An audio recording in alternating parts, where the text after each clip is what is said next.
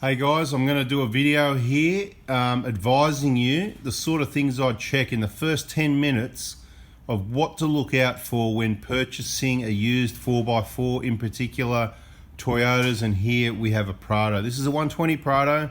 Okay, so you're not necessarily going to see the problems here. We're going to start at the rear, that's where we're at the moment. The typical things now. Typical sorts of things to look for. I suppose this is based on averages, so it works for just about any vehicle. We're looking for leaks and deterioration. We're looking for signs that it's been used off-road and how much, because obviously that does cause maintenance and it may not be done. Things like this, see the scraping on the rear bar? So that one, the plastic's actually ripped open a little bit. There's a bit of scraping there. Looking around here, you can see that rock spray there. That's a sign it's been on some dirt roads. How much? How much rock spray? Check out the mud flaps. Check out, okay, you're looking up the side of the vehicle, bit of damage, the mud flaps, you know, they may have even been replaced, so you can't only go by the mud flaps, okay? Mud spats, mud, whatever you want to call them, they're not really kind of like mud flaps, but you know what I mean. What are we looking for? We're looking for leaks. I'll let you know if I see anything. There's no leaks.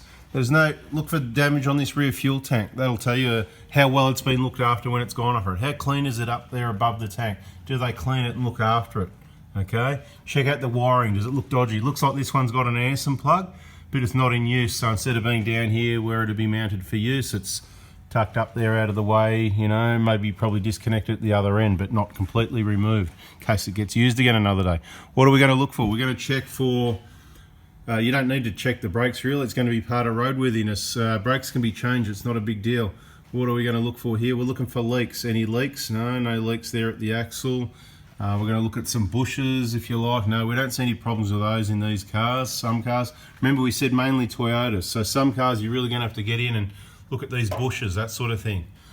But let's go back to typical. We're looking for leaks. If these have got any oil or fuel leaks, it's completely unusual. We've told you about this fuel filler hose, bone dry here. Obviously it's been replaced.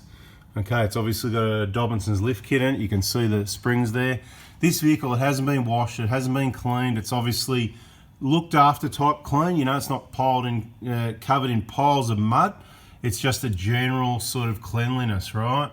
So have a look around for any leaks, deterioration around your axles, any oil. Oil's a big factor. Oil leaks are going to be unroadworthy. It's going to make it hard for you to get a roadworthy. Come underneath here, check out the muffler, any dents and scratches, this sort of thing. Check out the tail shaft. Oh, the slip joint, look, that's nice and clean. It's got some fresh grease there. I'd rather a bit of mess and it's been lubricated. You know, it's an old car. I'd rather see that than bone dry and it hasn't been looked after and you're going to be up for uni joints soon. Looks like that fuel filter's been replaced recently. That's good. Okay. All right, check for play in any of these joints, but it's not we haven't got any to the usual problems really other than that fuel hose, because we haven't gone past this area here. We're just moving our way. I'd look at the fuel tank guard. How bad is it, I'd say? Is it stoved in, scratched up, dented in? Is there damage? How bad is it? This one looks pretty good, so it either says it hasn't been off-road much, or the driver takes a lot of care when driving off-road. They take the time to think and pick the right line, okay? So just looking around for rust and corrosion. This is basically what a standard chassis or underbody of the vehicle should look like if it's not living on the beaches all the time. If it's living on the beaches or it's been in mines and stuff. So this is a good example. It's not something that's super clean and never been off-road, but it's not something that's been not looked after. You can see you can't find any rust or corrosion anywhere, other than, I suppose, you know, those aftermarket bolts, heads of those bolts for the heavy duty side steps. You can find some rust on those. Again, see the difference with the Chinese steel, I'm going to say.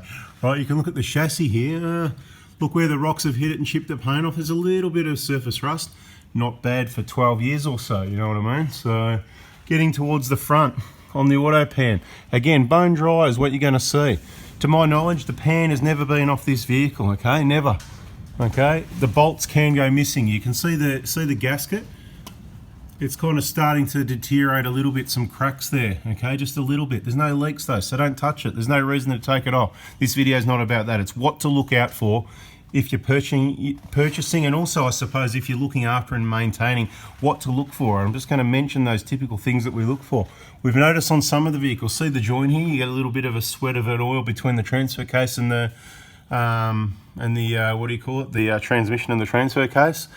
Look, don't worry about it. It's that minor. I've never seen one that's worth worrying about. There was one I think we showed in a video somewhere, and I think I spoke before I thought about it, and we said, oh, we'll run a bit of RTV along there.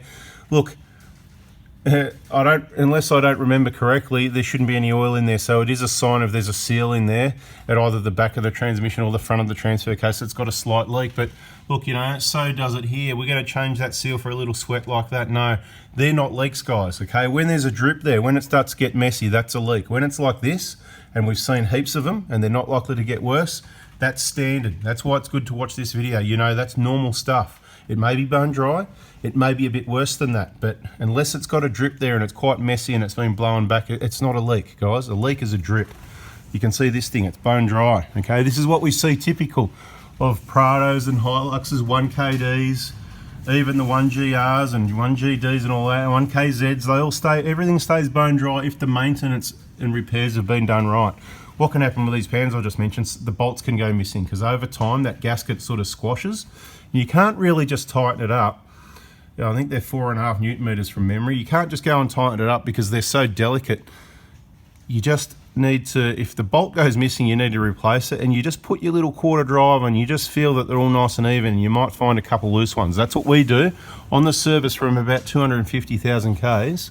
You just you don't tighten them up, guys. You just want to be really carefully. Do not tighten up. You're just going to squash and damage that gasket and cause leaks, right? You just want to have a feel and make sure they're all even, and that is you're looking for the 1, 2 or 3 loose ones that might be looser than the rest, okay? Don't tighten up the ones that are, you know, they don't need to be tight. I need to be really clear. If you're not sure what I mean, don't touch them. Just look for the missing one and worry about it when it happens. If you really want to, you're not confident doing that, you can drop the pan and put a new gasket, but that's a whole other story in another video. Turbos. Okay, looking at the bottom of the turbo, some people worry when they see a bit of oil there.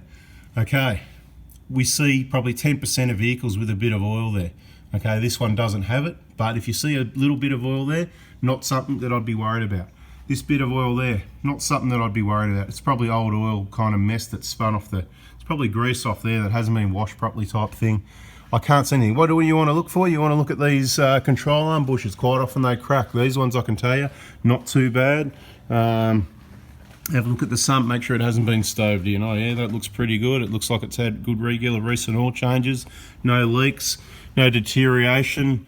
What do we see here? Oh, a little bit of oil under the steering boot, the steering rack. You get that. It's one of those things that it's not worth spending thousands of dollars to repair. Look at your CV boots. Do they look genuine still? Still got the nice hard material on the outer, good, yeah. You know, a little bit messy here and there over the years, but overall, looks pretty good. I can't see anything on this. This looks like a well-used, well-looked after, but not clean to hide problems type vehicle. If you see something that's really clean and traces of paint and all that, nothing wrong with someone that does a bit of cleaning and paint work, but sometimes it's a bad vehicle that the problems are being hidden. You can see this has been well used. When you hit the tracks, you know, those get scraped. You can see the surface rust and corrosion in these areas here, but not much. Quality materials don't rust too easily. Okay, so the other things you want to look for, you want to check for play in the wheel bearings, not just look at the wheel bearings, check for play in them, okay? That's at the back here. It's going to be rare, but you might find play in them. It's something you got to check for. Spin them, see if there's any noise. A good road test is key. Are there any funny noises of things that shouldn't be there? Let's check these front wheel bearings. They're more common on the, this is on the Prados, right? Front wheel bearings, you know, it's not a common problem. It's not a problem. It's just wear and tear, guys. There's no maintenance for them. They're a sealed unit. They need to be replaced every now and then. I've said it before in other videos, so I'm not going to spend too much time on it. We're just about done here. What else to look for? So you do want to be looking for problems at your drive shafts, leaks at your suspension, you know, shockers and stuff like that. These have got the aftermarket Dobinsons, you can see. Again, well tested, well used. No leaks here. No leaks at the drive shafts, but in maintenance they may have been replaced. Look at this boot, same thing, little bit of oil there. That's the small, we like to see none or a small amount like that. We don't ideally want to see a lot more. Up here, all the hoses and clamps, you know, we're getting to more service and there's going to be things you have to repair, but what are you looking for, I suppose, to allow for everything to be normal? You're looking under the vehicle, you're going, look, it drives well, there's no noises, there's no leaks or deterioration. I can't see any oil or anything leaking anywhere.